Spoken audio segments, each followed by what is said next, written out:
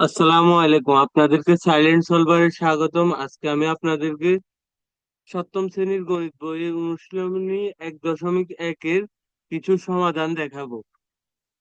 আমরা যে প্রথম যে সমাধান দেখাবো সেটি হচ্ছে যে নিচের 4 নম্বর সমাধান।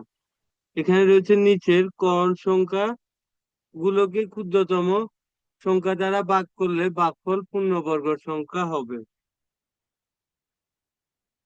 কোন ক্ষুদ্রতম সংখ্যা দ্বারা ভাগ করলে ভাগফল পূর্ণবর্গ সংখ্যা হবে। আমরা 3 নম্বরে দেখেছি নিচের সংখ্যাগুলোকে কোন ক্ষুদ্রতম সংখ্যা দ্বারা গুণ করলে গুণফল পূর্ণবর্গ সংখ্যা হবে, যা আমরা 3 নম্বর পর্বে দেখেছি।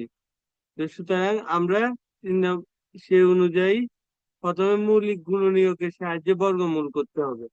1 নম্বরে দেখেছি আমরা মৌলিক গুণনীয়কের সাহায্যে বর্গমূল নির্ণয়, 2 নম্বরে দেখেছি আমরা ভাগের সাহায্যে বর্গমূল নির্ণয়, 3 নম্বরে দেখিয়েছি আমরা কোন ক্ষুদ্রতম সংখ্যা দ্বারা গুণ করলে গুণফল পূর্ণবর্গ সংখ্যা হবে। আর 4 নম্বরে আজকে দেখছি কোন ক্ষুদ্রতম সংখ্যা দ্বারা ভাগ করলে ভাগফল পূর্ণবর্গ সংখ্যা হবে। এই দুইটাই আমাদের কি হচ্ছে যে মৌলিক গুণনীয়কের সাহায্যে বর্গমূল বের করতে হবে। আমরা 972-কে মৌলিক গুণনীয়কের সাহায্যে প্রথমে বর্গমূল বের করে নিই।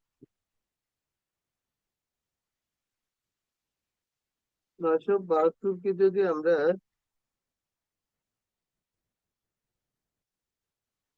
2 দিয়ে ভাগ করি তাহলে হয় 486। 486-কে আমরা যদি আবার 2 দিয়ে ভাগ করি তাহলে পাবো আমরা 243। 243-কে আমরা যদি 3 দিয়ে ভাগ করি তাহলে পাবো 300, শুধু 81। 81-কে আমরা যদি 3 দিয়ে ভাগ করি 27 পাবো। 27-কে 3 দিয়ে ভাগ করলে 9 পাবো। 9-কে 3 দিয়ে ভাগ করলে 3 × 3 পাবো। তাহলে আমরা এখানে পাচ্ছি 927 সমান 2 × 2 × 3 × 3 × 3। সুতরাং আমরা 2 পাচ্ছি এক জোড়া, 3 পাচ্ছি এক জোড়া, 2 জোড়া। সুতরাং 3 একটা হচ্ছে যে আমাদের এক্ষেত্রে জোড়াবিহীন। 3 হচ্ছে জোড়াবিহীন গুণনীয়ক। 3 হচ্ছে জোড়াবিহীন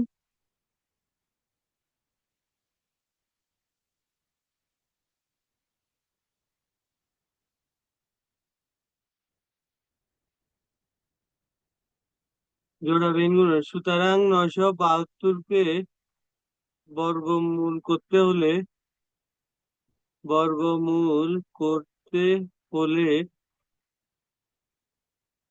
3 দ্বারা ভাগ করতে হবে। 3 দ্বারা ভাগ করতে হবে, তাহলে আমার ক্ষুদ্রতম সংখ্যা হবে কি? সুতরাং ক্ষুদ্রতম সংখ্যা হচ্ছে 3।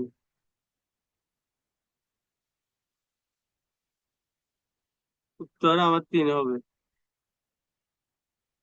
পরবর্তী প্রশ্নটি হচ্ছে 4056। পরবর্তী প্রশ্ন হচ্ছে 21952। আমরা এই দুটি সমস্যার সমাধান দেখব।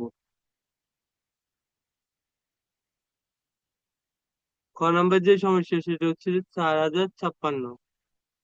4056-কে আমরা যদি বর্গমূল মৌলিক গুণনীয়কের সাহায্যে বর্গমূল বাই করি তাহলে 2 করলে আমরা পারো 2018।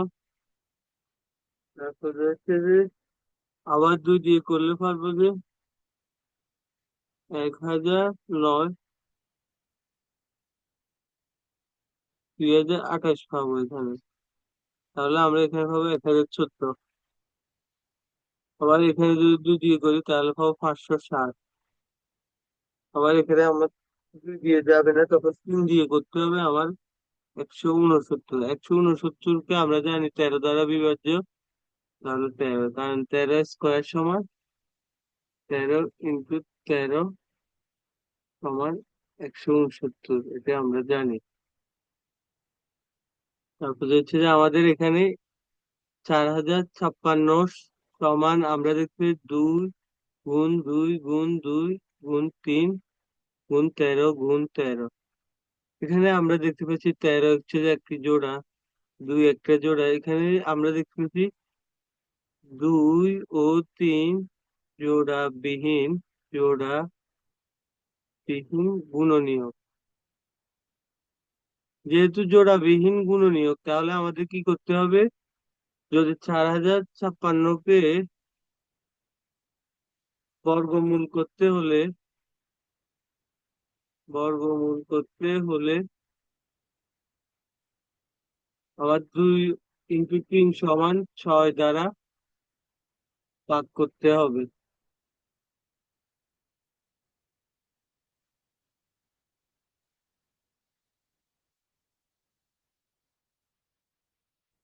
সুতরাং আমাদের ক্ষুদ্রতম সংখ্যা হচ্ছে 6।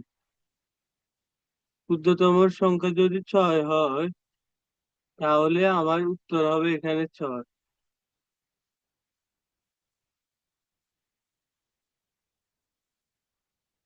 পরবর্তী প্রশ্নে যা আমরা পরবর্তী প্রশ্ন গ নাম্বার প্রশ্ন দেওয়া আছে এবং কি শেষ প্রশ্ন।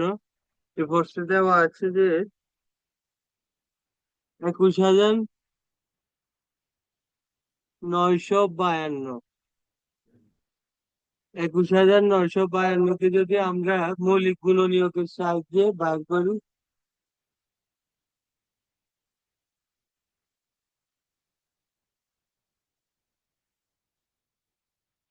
10,976 আসবে। আবার একে যদি দুটি ভাগ করি তাহলে আসবে 5,488। একে যদি আবার 2 দিয়ে ভাগ করি তাহলে আমার 2,746। একে যদি আবার 2 দিয়ে ভাগ করি আবার আসবে 1,372। আবার যদি 2 দিয়ে ভাগ করি তাহলে আসবে যে 6, 300, 6 × 2 = 12, 1 তাহলে আবার 2 দিয়ে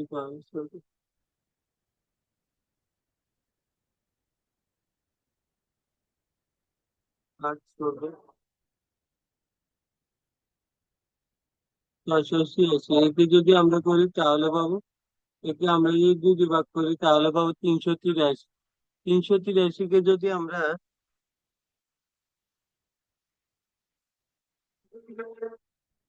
343 কে আমরা যদি 7 দিয়ে ভাগ করি তাহলে আমরা পাবো 49। 49কে আমরা যদি 7 দিয়ে ভাগ করি তাহলে 7 পাবো। এখানে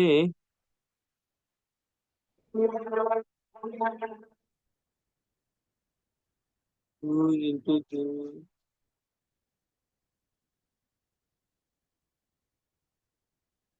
একটা, দুইটা, তিনটা, চারটা, পাঁচটা, ছয়টা, 6টা 2, 6টা 2, 3টা 7, তাহলে 7 এক জোড়া আর 2 হচ্ছে 3 জোড়া।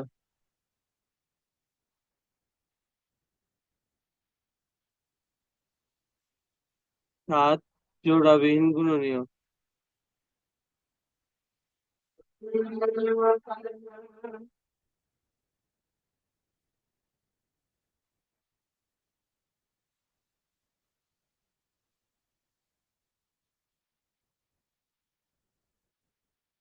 +21,952কে বর্গমূল করতে 7 দ্বারা ভাগ করতে হবে।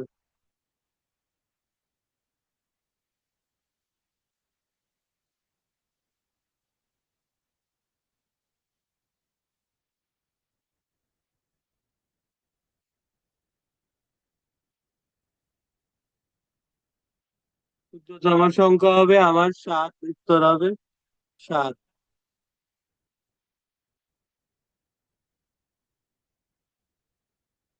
আসসালামু আলাইকুম, আজকে এই পর্যন্ত। সবাই ভালো থাকুন, সুস্থ থাকুন, এটাই কাম্য।